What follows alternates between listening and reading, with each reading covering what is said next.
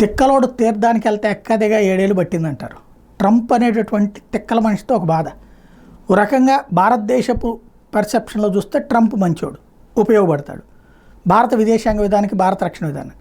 కానీ తలతెక్క నిర్ణయాల్లో కొన్ని వాటిట్లో మాత్రం మరీ మొండిగా ఉంటాడు.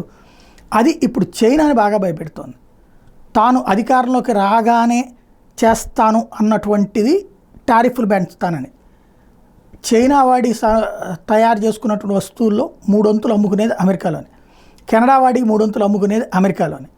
దానివల్లనే అమెరికాలో చీఫ్ మెటీరియల్ దొరుకుతోంది, తక్కువ ధరకు దొరుకుతున్నది. అంటే మెటీరియల్ కాస్ట్లీదే కానీ తక్కువ ధరకు దొరుకుతుంది.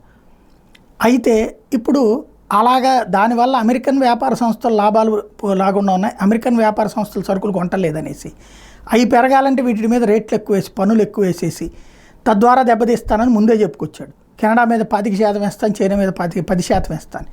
తన ఆలోచనలో ఏం మార్పు రాలేదు. ఇది చైనాకి పెద్ద ఆందోళన కలిగిస్తోంది.